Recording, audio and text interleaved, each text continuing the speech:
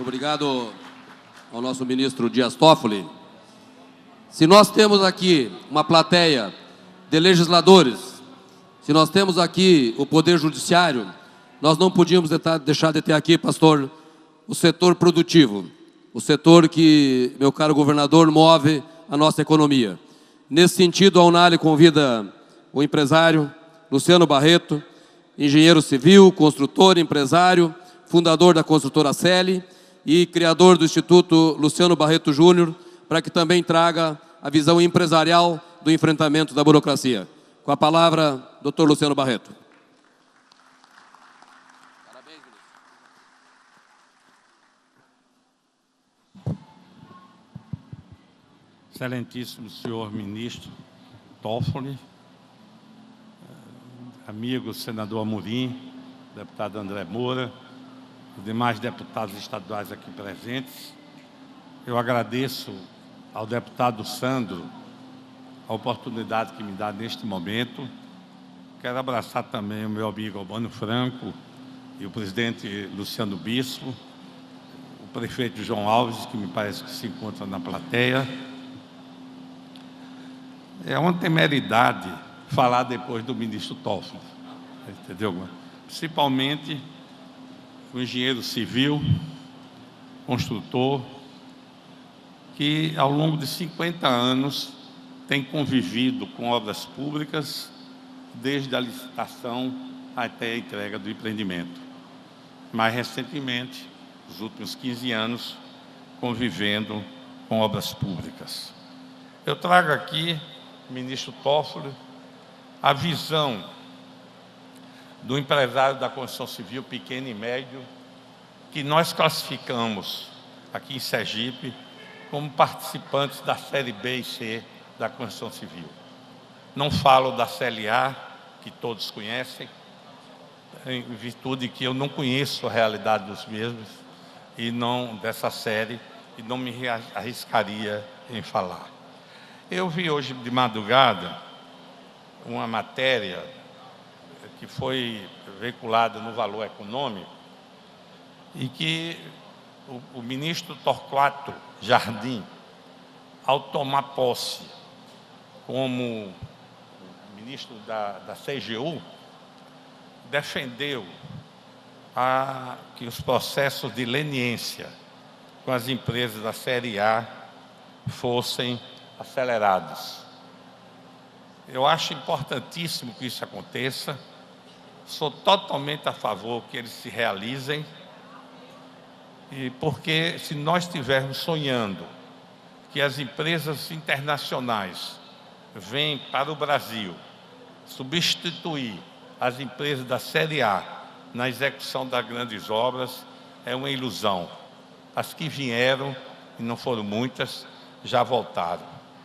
Mas é importante frisar, ministro Toffoli, que se é necessário um acordo para salvar as empresas da série A, o poder público, a justiça, o poder legislativo tem de desenvolver estudos que possibilitem salvar também as empresas das séries B e C, que são as pequenas e médias empresas do Brasil de construção civil.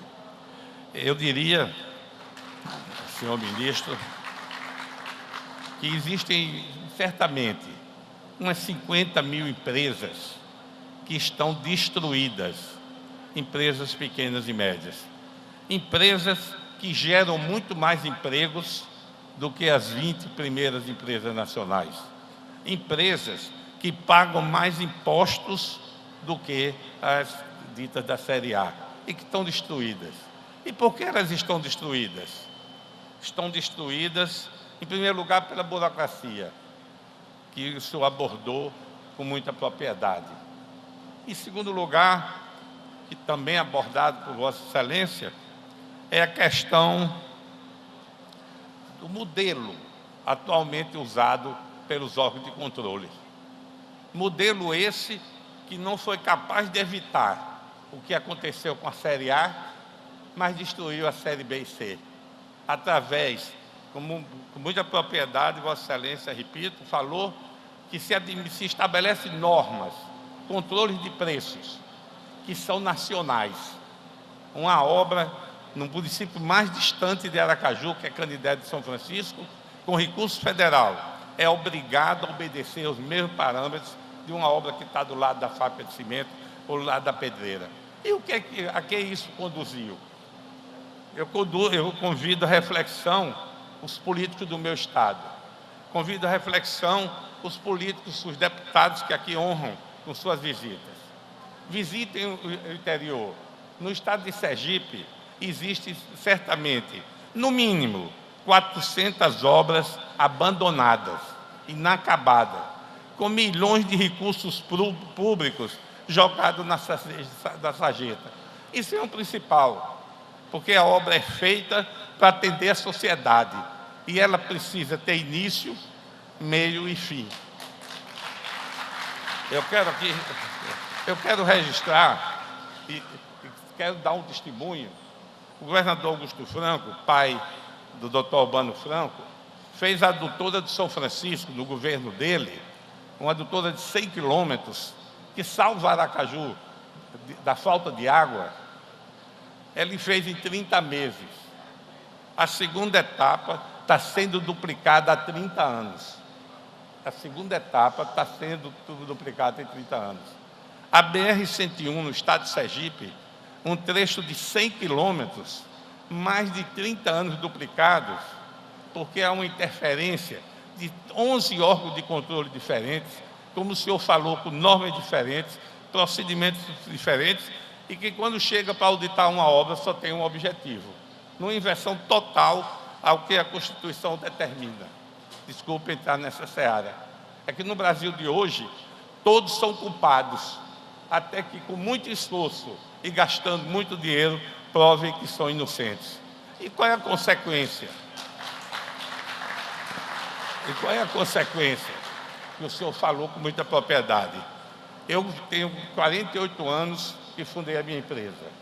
Comecei, os mais antigos sabem, que eu tive o privilégio de começar minha vida no escritório vizinho ao do pai Dr. Albano, do qual aprendi muitas lições de empreendedorismo, acima de tudo de seriedade e de honradez, entendeu?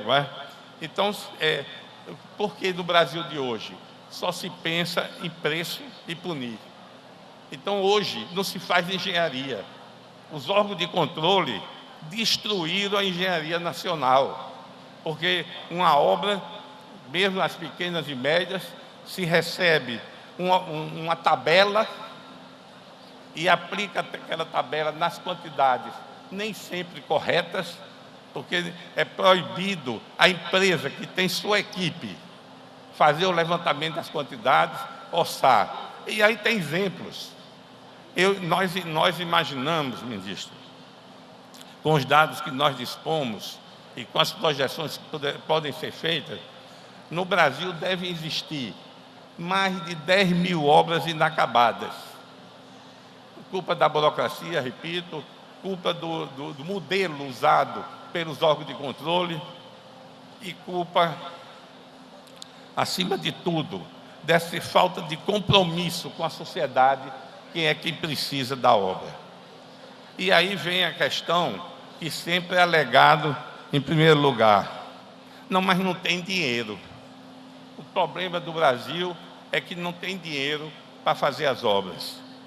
E eu digo a Vossa Excelência, na Caixa Econômica de Sergipe, existem disponíveis, conversava com o deputado André Moura essa semana, existem disponíveis 700 milhões de reais para investir em obras. E por que não são investidos? Porque a burocracia não deixa, porque os órgãos de controle não permitem. Uma das bandeiras do senador Eduardo Amorim, uma luta muito grande, é o Hospital do Câncer. Existe tanta interferência do Hospital do Câncer, estabelecendo preços tão irreais, que certamente, senador Amorim, a obra, mais uma vez, não vai ser feita. Então, é da maior importância, e eu gostaria, ministro, esse é um tema muito longo, eu não vou me alongar, nós somos de uma época que convivemos com a Lei 2300. Acho que todos, ainda é uma lei recente que foi substituída. pela 1966, e a 1966 veio com o intuito de combater a corrupção.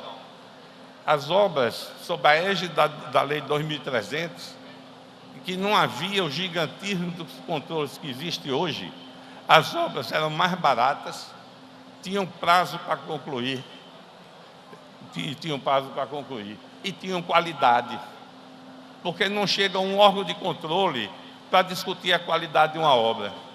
Não chega um órgão de controle para discutir porque a obra não ficou pronta, mas vem discutir preço, muitas vezes sem conhecer, porque não sabe quanto custa fazer uma obra. Só sabe quem viveu dentro do canteiro de obra, porque os custos hoje são muito elevados. Eu só para encerrar, é um tema muito longo, eu quero dizer que eu convido o deputado André Moura. A minha associação apresentou um novo modelo de lei de licitações e abordamos os pontos principais, onde um deles mais importante é a questão de preço. Tem de cada empresa fazer o seu orçamento, apresentar a sua proposta e ser responsável por ela, ser cobrado. E se não cumprir, que seja punido. E isso não está acontecendo no Brasil. E eu queria ler, eu peço permissão aqui, isso rapidamente, vou terminar depois. Como eu disse, o tempo é muito longo, e se eu não me controlar, eu vou passar o dia todo aqui falando. Eu vou ler, que é muito interessante esse documento. Existem certas obras, nos últimos anos, cujas terminações não foram realizadas e nunca serão. E isto ocorre pela confusão que causam as frequentes reduções de preços que estão sendo exigidas em suas obras.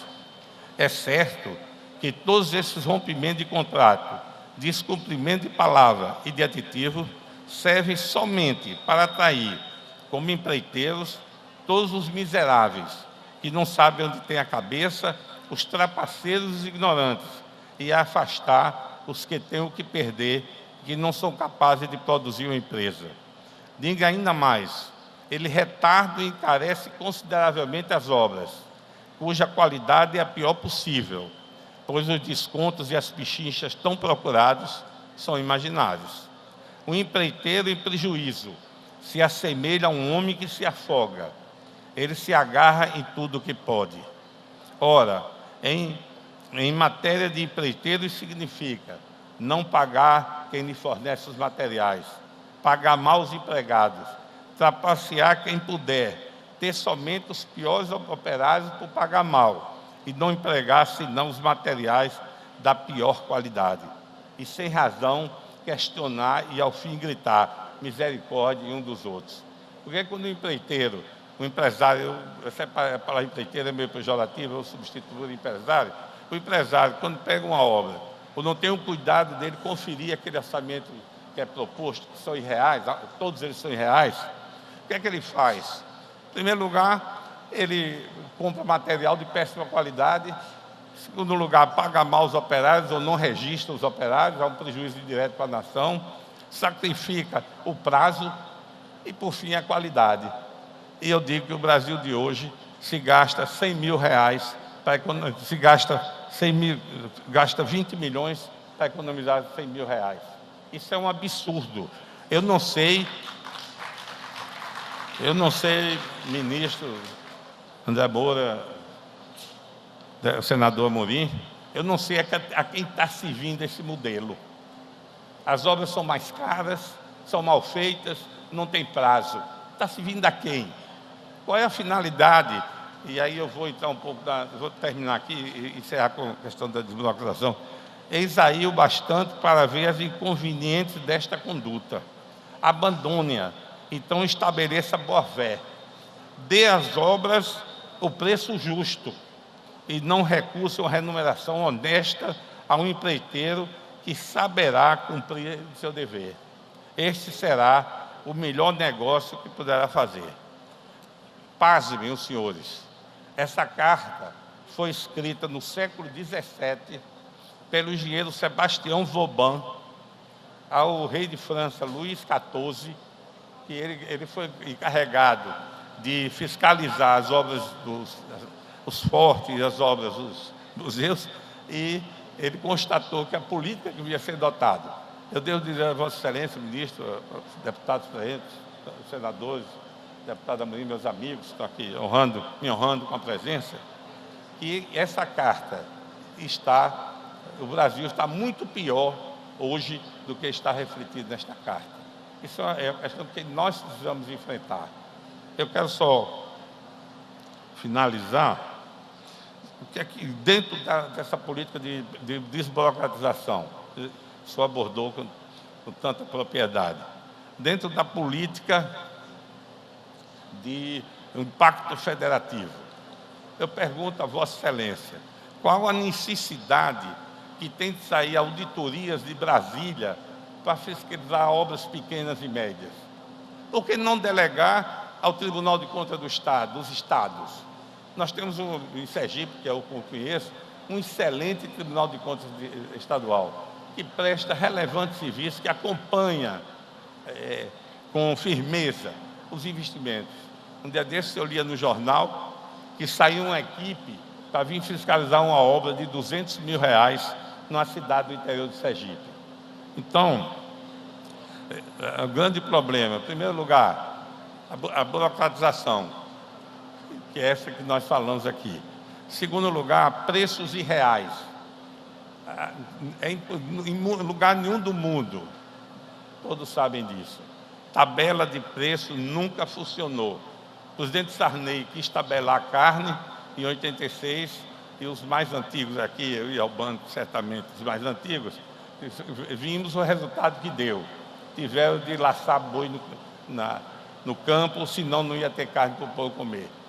Tem de dar liberdade de preço às empresas e os órgãos públicos que têm o seu orçamento e que têm o direito de conferir e checar a proposta que está sendo feita.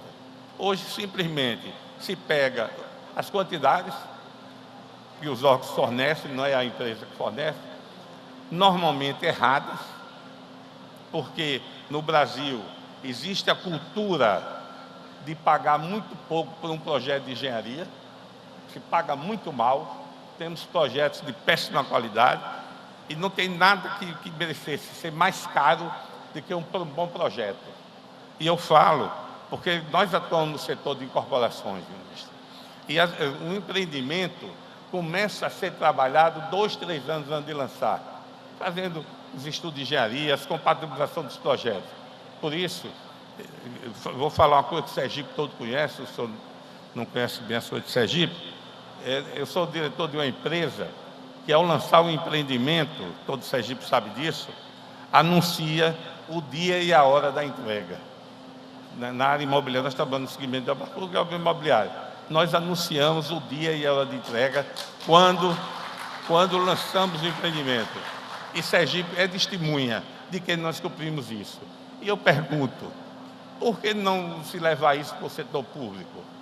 Por que não se fazer obra de qualidade? E eu cito um exemplo muito simples, até corroborando o que o senhor falou.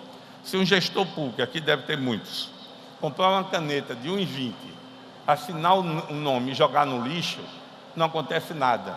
Se ele comprar de 1,20, que passa 2 anos escrevendo, ele pega um processo de improbidade. Será que isso é inteligente em pleno século XXI? Então, é isso que precisa ser discutido, e tudo isso, base de quê? A base é a burocratização. Eu já terminei, vou pedir, ele é muito longo, mas eu recebi uma missão de falar 15 minutos e eu vou cumprir. Eu só queria encerrar, em todo evento que eu participo, eu me dou o direito de falar um pouco do Instituto Luciano Barreto Júnior, que é uma obra que todos conhecem. E dizia, ministro Toffoli, o governador Marcelo Deda, talvez o mais brilhante orador da história de Sergipe. Ele dizia, com muito amor que ele tinha pela nossa instituição, ele dizia que o Instituto Luciano Júnior transformava dor em amor. A dor da perda de um filho e o amor por milhares de jovens que lá passaram. Nós já formamos 12 mil jovens, sempre procurando ser complementar à escola pública. E o nosso projeto tem um diferencial muito importante, que eu faço questão de frisar.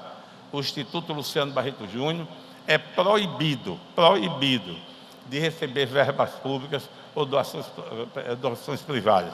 Ele é mantido exclusivamente pela minha família. Obrigado a todos.